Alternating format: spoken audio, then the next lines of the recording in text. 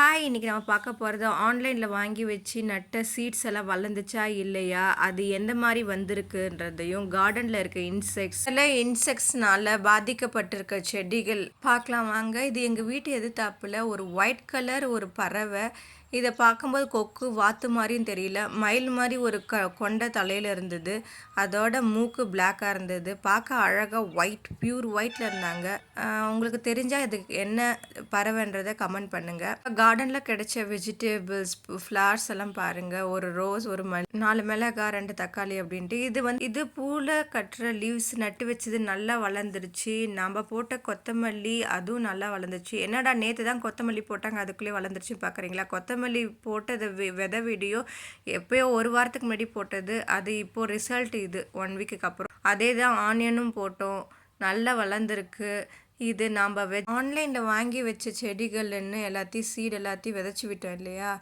இதில் இந்த பால்சம் செடி ஒன்று மட்டும்தான் ரியல். மற்றதெல்லாம் வளரவே இல்லை. அதுக்கு பதில் வேற ஏதோ விதைகள் வளர்ந்துருக்கு. இது நான் கோழிக்கொண்டை விதைச்சி விட்டேன். அது கூட வளர்ந்துருச்சு. இதுக்கு முன்னாடி நட்ட சீட்ஸ் ஒன்றும் வளரல. அதுக்கு பதில் வேற ஏதோ குக்கும்பர், அதாவது பாட்டில் கார்டு அந்த மாதிரியான செடிகள் தான் வளர்ந்துருக்கு. நான் கூட நினச்சேன் வாடாமல்லி தான் வளர்ந்துருக்குன்னு. கடைசியில் அதுவும் கிடையாது. நான் போட்ட ஜினியா, வாடாமல்லி, சன்ஃப்ளவர் எதுவுமே வளரல. ரொம்ப அப்செட் ஆயிடுச்சு. ஒன்று பால்சம் அது மட்டும்தான் நல்லா வளர்ந்துருக்குங்க. மிச்ச விதைகளையும் போட்டு பார்ப்போம், இருக்குது. அதோட ரிசல்ட்டுகளையும் பார்ப்போம். இது செம்பருத்தி செடியில் வெட்டுக்கிளி பூச்சி. எவ்வளோ இயற்கையோட படைப்பு சூப்பராக இருக்குது பாருங்களேன். பார்க்கவே அழகாக இருக்குது.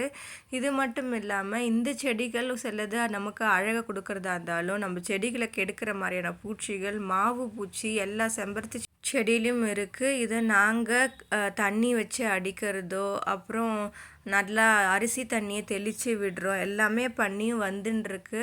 இதுக்கு எதாவது ரெமெடி, ஏதாவது பவர்ஃபுல் ரெமெடி எதாவது இருந்தால் நீங்கள் சொல்லுங்கள். இது சிலது நிறைய எடுக்க முடியாமல் இருக்கிறது எல்லாத்தையுமே கட் பண்ணி விட்டுடுறோம். எவ்வளோ தான் எடுக்கிறது? செடிகள் ஃபுல்லாக மற்றதுலலாம் பரவிடுச்சுன்னா என்ன பண்ணுறதுன்னு பாருங்கள். பூக்கள்லே தான் அதை குறி வச்சு வேஸ்ட் பண்ணுது பாருங்களேன். கட் பண்ணி விட்டுறோம் வேறு வழி இல்லாமல். இது மற்ற செடிகள் அஃபெக்ட் பண்ணாமல் இருந்தால் சரிதான். அடுத்து சங்குப்பூ செடி இப்போ நல்லாவே முட்டுக்கள் விட்டு 2, 3, 4 அப்படின்னு வர ஆரம்பிச்சிட்டாங்க. ஒன்று பூத்ததில் வெறும் கிளைகள் மட்டும் போச்சு. இப்போ பரவாயில்ல. இந்த பூச்சி செம்பருத்தி செடியோட மணலில் தோண்ட ஃபுல் அண்ட் ஃபுல் இந்த பூச்சி தான் இருக்குது. இது என்னன்னு சொல்லுங்கள். இதனால தான் ஒருவேளை செம்பருத்தி செடிகள் மஞ்சள் ஆகுதான்றதையும் கமெண்ட் பண்ணுங்கள். Bye bye. Subscribe my channel.